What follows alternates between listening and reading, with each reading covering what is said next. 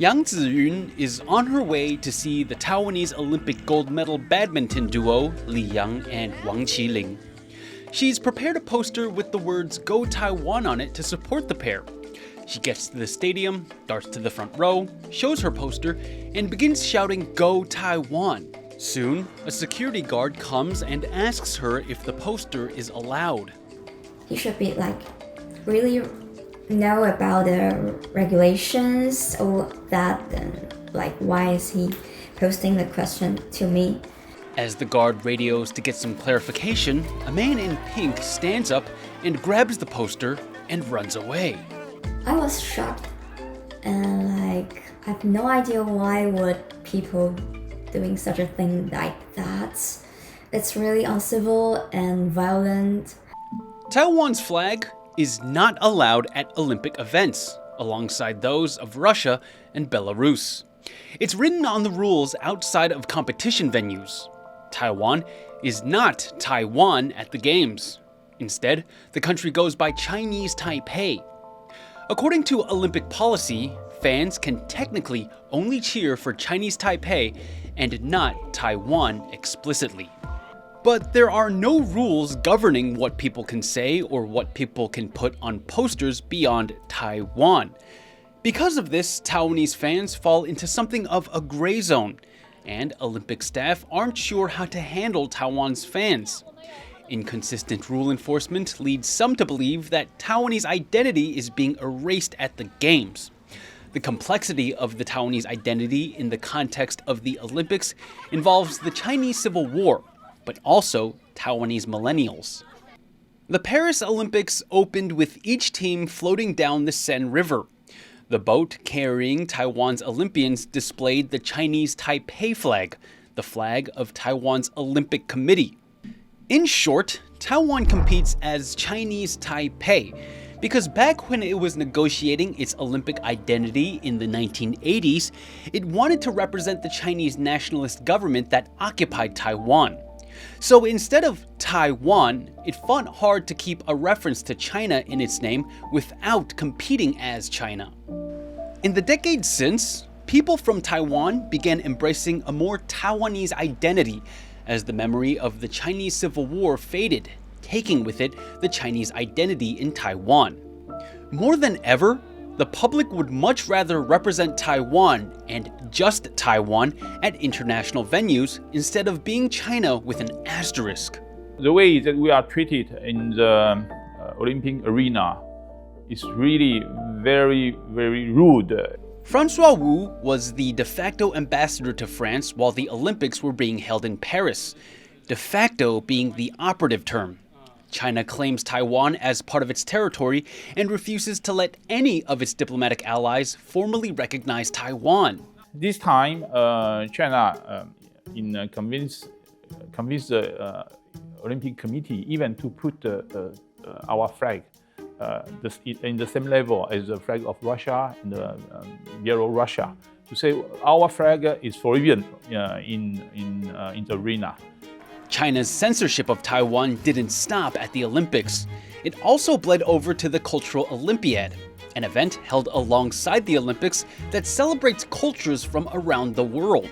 We signed with France, it should be the House of Taiwan, the Pavillon Taiwanais.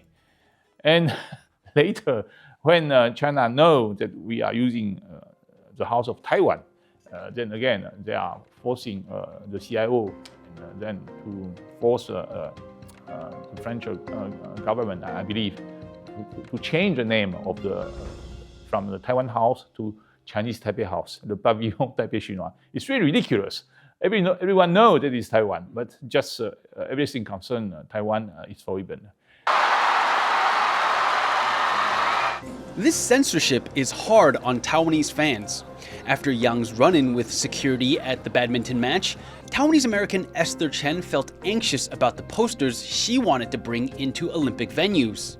I knew that the Taiwan flag was illegal in the Olympic official, but I didn't realize that also meant the unofficial people in the audience.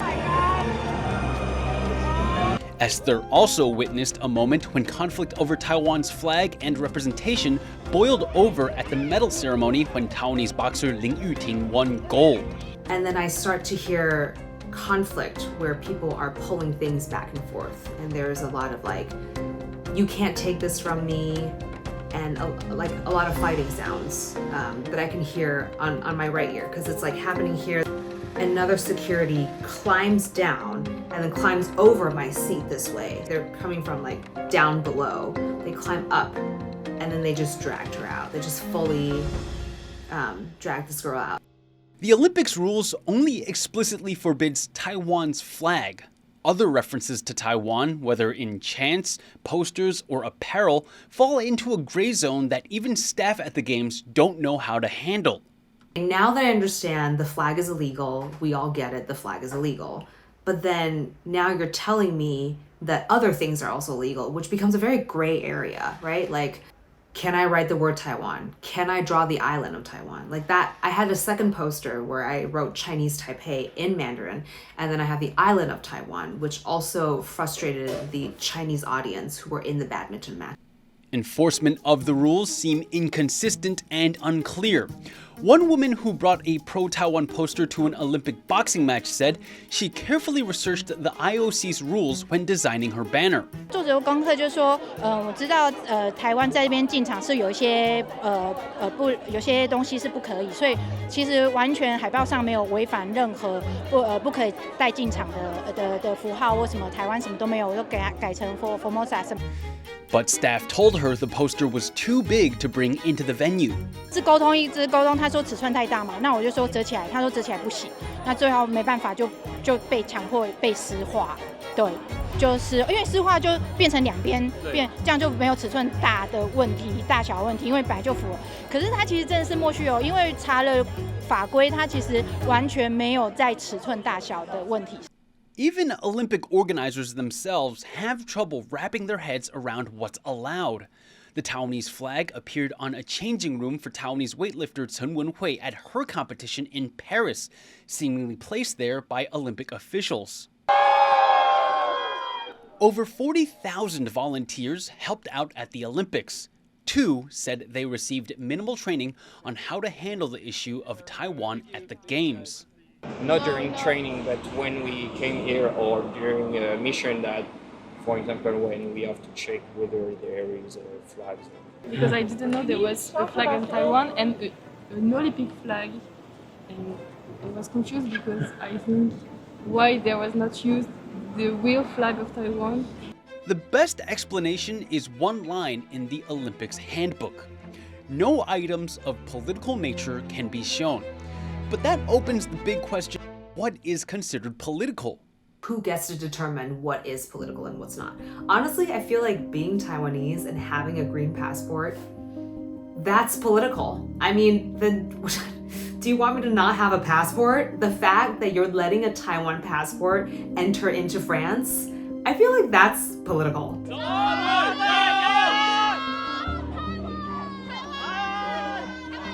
But politics aside, all Taiwanese fans really want is the opportunity to show up and cheer for their team, just like everyone else. I feel like the act of showing up and being live and cheering for your team was in some ways contentious already. So it gets into this really weird territory of like, are you allowed to even cheer for your team? Like your presence there is already a threat. Although I'm really sad that things happened, but also I'm glad that happened because that makes people not only, because in the venue it's not only Chinese, not only Taiwanese was watching the match that day. So like people of all of the world can saw what exactly happened to Taiwan, even like in front of the TV. It's really like represents what Taiwan and what Taiwanese people face to, like the issue of politics and